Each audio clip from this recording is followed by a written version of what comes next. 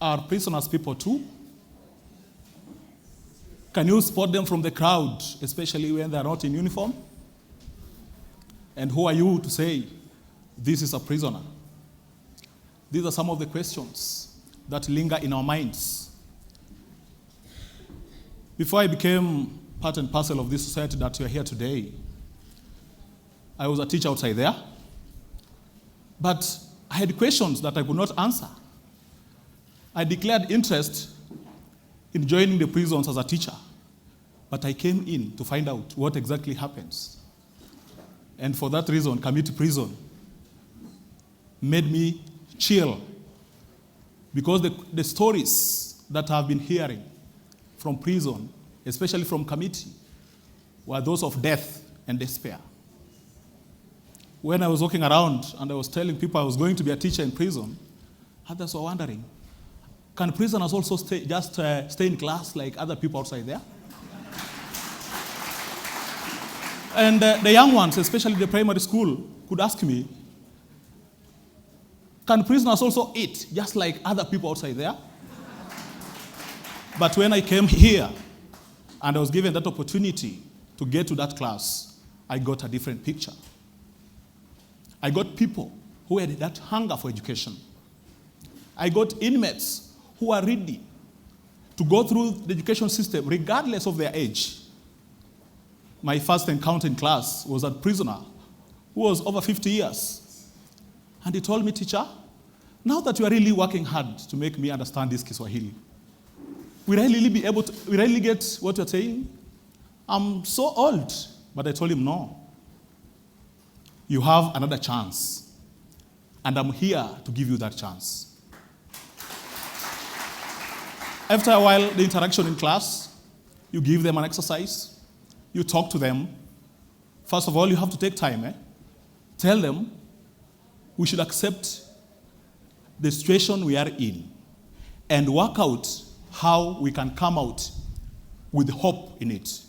And there you start imparting knowledge to them. I tell you, when he did his final exam at the KCP, this inmate got a very wonderful mark that made me a proud teacher in prison. The system continued. When you opened the school in the morning, I was inspired by one inmate, Mr. Kitur Albert. Actually, as we are speaking today in the prison academy, he is the principal of the school. My coming in and giving him that baseline, interacting with him and accepting to get into the system that he had pioneered, gave him the push to even accept me and work together to impart knowledge to other inmates. Mr. Kitur, as we speak today, this is an inmate who is undergoing a death sentence, for that matter, but for now, it was commissioned to a life sentence. But when you look at him, the power he has in handling school issues and matters, you can confuse with that chief principal outside there in that school that's taken care of by the school. As a teacher, and for that matter, an officer, sometimes it's very difficult to get into class in uniform. But because of the desire I had, the push, the passion I had to transform these brothers of ours, when I get in, I need to come down to earth. Create that relationship, that closeness, just like it is created outside there. And actually, we are achieving a lot. We've had inmates who came here without even knowing how to read and write, imagine. But at the end of the day, after going through our system, when you look at their eyes and is able to write a story, is able to write a letter, that is the joy of being a teacher in prison. Sometimes you look at the character here. This is somebody who came in because of the circumstances of the social life in the society. This person actually, through that age, did not have that opportunity to get into class. And you are there introducing him to this setup of education. You have to deal with the stresses that are going because of the sentence. Some are not even sure of what comes next because their sentence is reading life sentence. They ask you, teacher, how long is life sentence? And you are introducing a concept in mathematics as introduction. So you have to go outside your way, first of all, to understand what this inmate is going through. And that's my duty as a teacher in prison. I had an inmate who told me, teacher, I've tried all that I can. I've listened to you, but it's like I'll not get anything in this class. So I want to go to the number plate section so that I do something else using my hands. Do you leave that inmate to go away? No, I told him, no, look here. For you to go to that number plate section, you must be knowing something about writing and reading. You must be recording something down. So for you to go there, first of all, let us bring you to that level so that at least when we give you that opportunity to proceed. And ladies and gentlemen, it worked. This inmate did not go away from school. And that's my joy as a teacher. My inspiration comes out when I reflect on the good sentiments of one legend I know called Nelson Mandela, a Pan-Africanist. He said, education is a weapon which we can use to change the world. So this push of changing the world begins here in prison when we embrace this education with these inmates. Sometimes, as a teacher, you'd expect that, outside there, when you do very well, you're motivated. How do they motivate you? The number of A's you produce, they're equated to some monetary value. Sometimes you're given some very nice office, maybe a deputy teacher, maybe a director. But in prison, what do? The little we offer, the support that the government gives to us is the driving push that makes up give our all as a teacher. You don't need to look at what you get after this, but my joy is when I hear my student is doing vet medicine at the University of Nairobi. That makes me happy.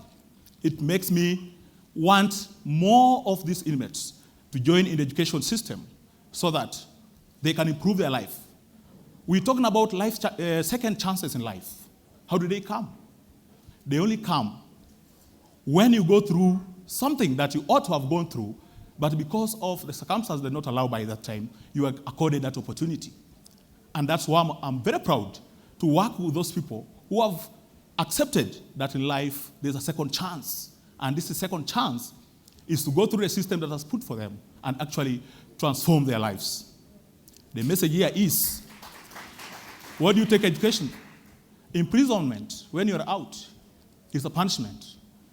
But as a teacher, it's my duty to create a new imprisonment version that says, imprisonment is not for punishment. It may be a punishment, but it should not be for punishment.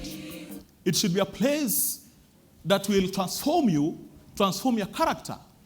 And that's why my students, if you look at them, they're actually transformed. When the CJ was talking about looking at the parameters on how to release some of them, of course, if somebody gives an A, what else do you need from this person? It is the joy of that teacher to tell you that this is a transformed character, a character that has been given a second chance in life. As a teacher, guiding and counseling is paramount to me too, because majority of these people I work with, the clients, the prisoners, sometimes they're thinking about their families. They're thinking about what they left behind. So you can just come in and say, today we want to talk about new words. And the back of his mind, he wants to hear, what will you tell him that will facilitate his release from prison? But because of the skills that have been bestowed upon me, especially going through the training, the prison training, the prison officer training, and that training as a teacher outside there. When I bring them together and create that balance, ladies and gentlemen, the results are positive. They are wonderful for that matter. So as I think about Mr. Kitur, the principal here today. As I think about that prisoner who was finding out for me, will I really get something from what you're saying? Will I really achieve anything from because of my age? When I look at them and see them perform very well, and even join others taking even diploma in law certificates, whatever, courses in the prison, that is the joy of a teacher called David Onyera. So, ladies and gentlemen, it's a challenge that I have to face on. And I bring in those we are working with as teachers who have been brought to the system. Let us inculcate these reforms and rehabilitation of character of these brothers of ours and sisters who are willing to embrace their second chance in life and transform the world just as Nelson Mandela put it using education. Thank you.